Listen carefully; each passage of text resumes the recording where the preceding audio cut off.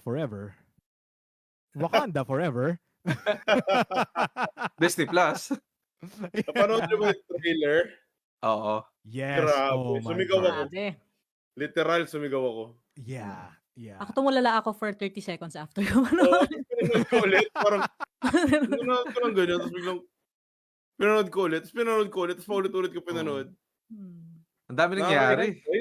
Parang can I ano just eh. say, Go. yeah, I just want to just put it out there. One of the not so important bits, but just like a little standout thing. Just one of my fun things that I noticed and I really liked about the trailers. I liked how they portrayed yung paglipad in Namor. How he's just kind of double jumping in the air. I think that's really cool. It's a great way to portray it. That na hindi weird tingnan. Na he's just gumagano yung paa niya. Actually, parang siyang ano eh. Alam mo yung parang Frozone? Actually, parang It's my super suit. yung flight niya parang sa Snitch sa Harry Potter. Alam mo yun yung medyo erratic siya yung Yeah. so, wala lang. Pinag-isipan Little nila eh. wings. Ano kaya nila gagawin? Eh, sa paa yung pakpak. Ang gagawin siya. No? Parang yung ano eh. Yeah. Hindi siya weird tingnan. Kasi parang, oo nga, no, kung nasa paa mo yung pakpak mo, paano ka lilipad? Pag ganun talaga. Yeah. That's why medyo funny pa rin nung that's supposedly intense or serious scene when he was descending. Pero and he's just, I was like, okay. I guess I can be intimidated. Yeah. But I'm beyond Namor is a lot of really cool stuff in this trailer. Yeah. Oo nga.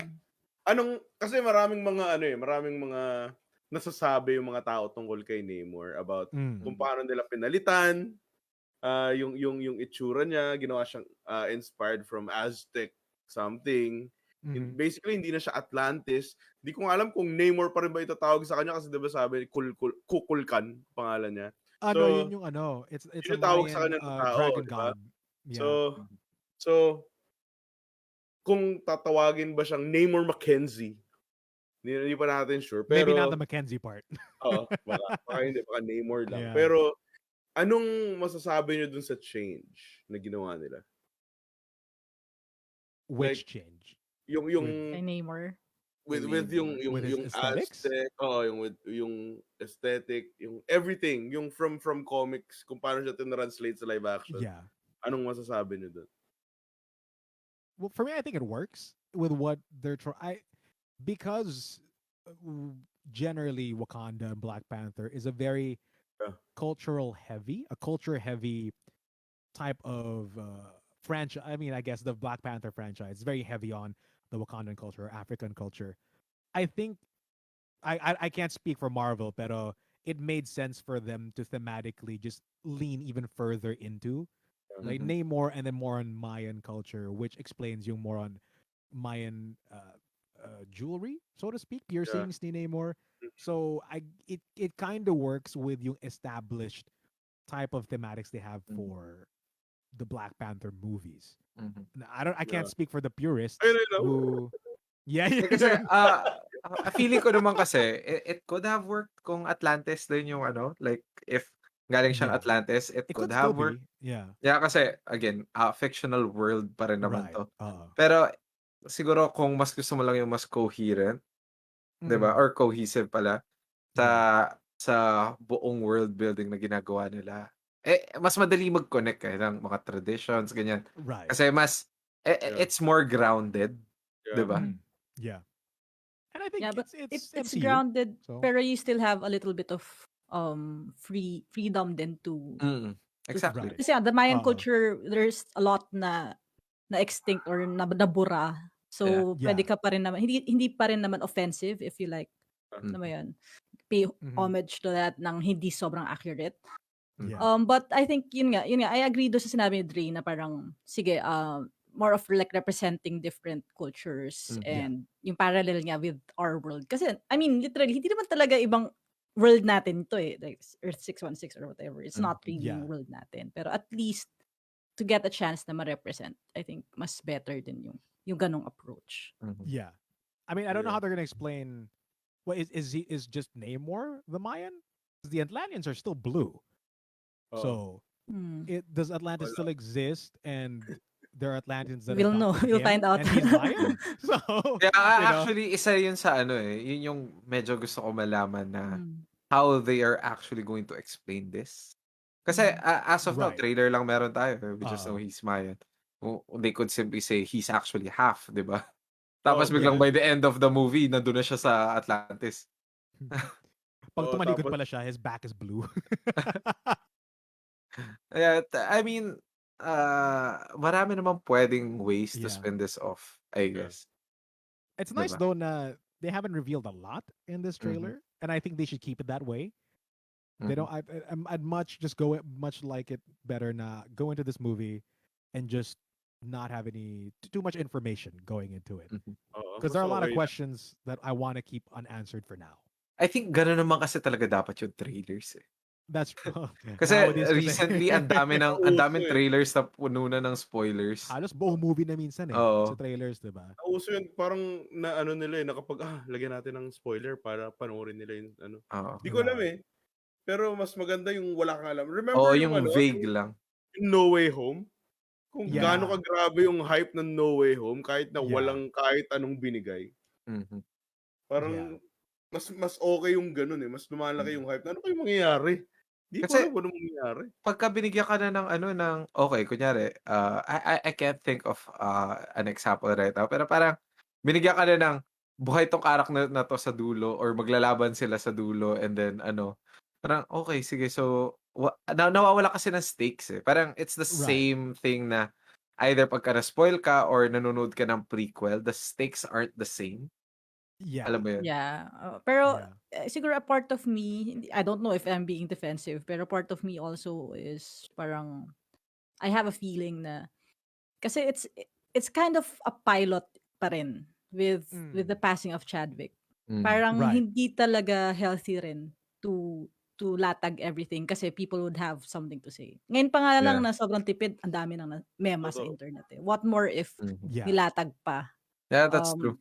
So I think very smart and still Mhm. yung appeal to emotion pa rin hindi nawawala eh. Like the previous trailer was more of like mas masakit sa puso. This was more of ano na siya eh. Nagbi-build na siya excitement but still Right. very centered pa rin dun sa yun nga, the passing of Yeah. Chadwick. So yeah, yun. I think now that you mention that also, I do kind of want to bring up a question for you guys. I brought it up nung sa chat rin when the trailer came out, is that because Tony's God, right? Mhm. What do you guys think of Riri Williams? Do you feel like it's too soon? Because I'm sure a lot of people might feel like it's too soon to have another iron character, so to speak.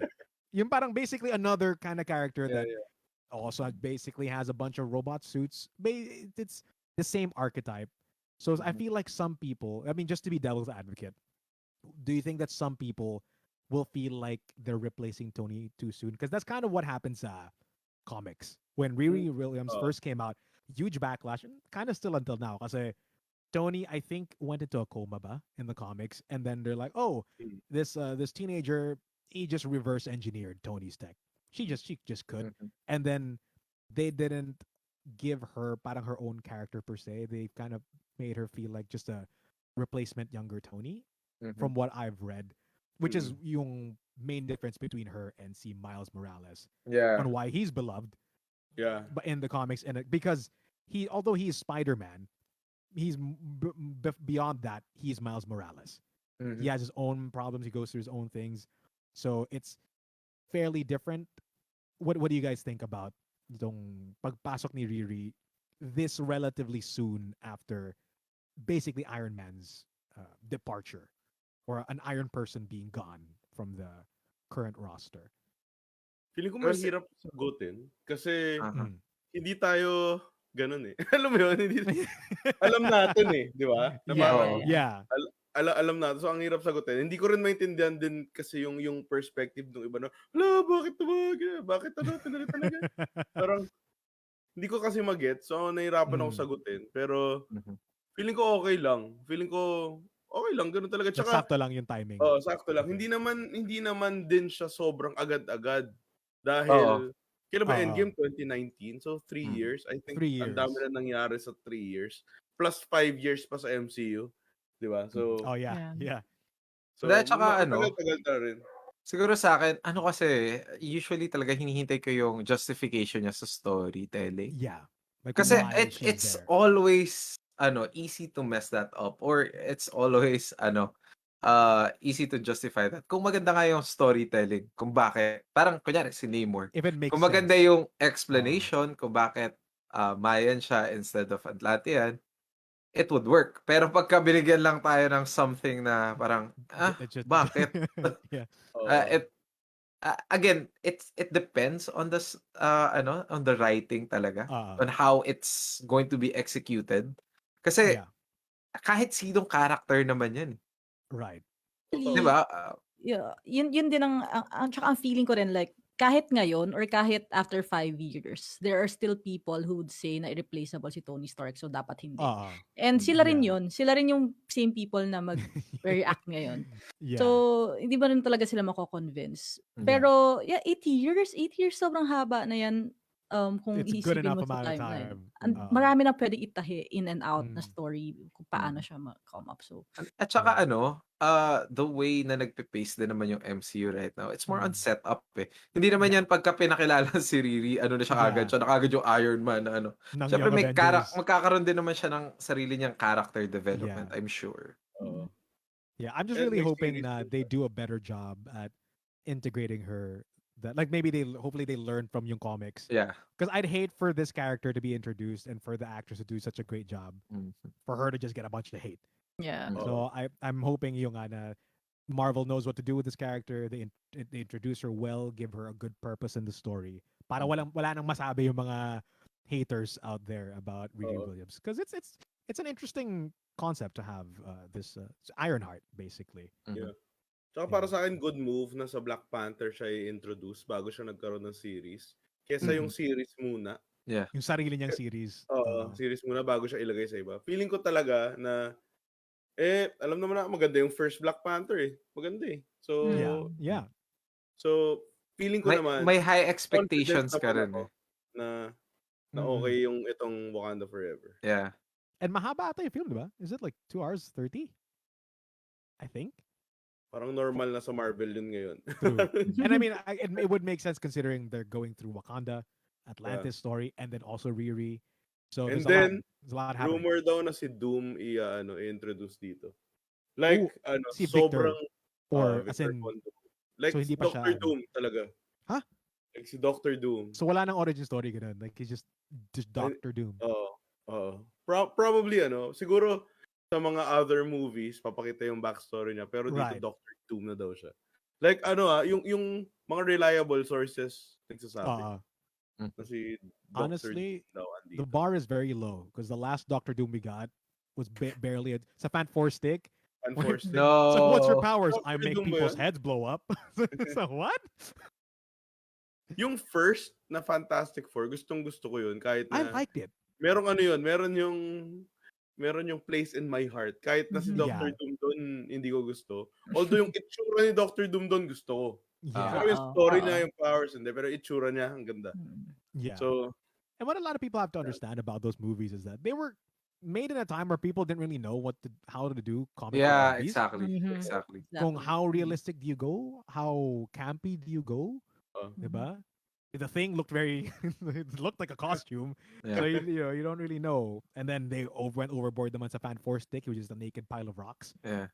So Kaya nga para sa akin yung Fan 4 stick parang this is a time na medyo fleshed out. Parang ang dami ng references for a good superhero movie. Yeah. Tapos it still came out like that. Parang, bruh.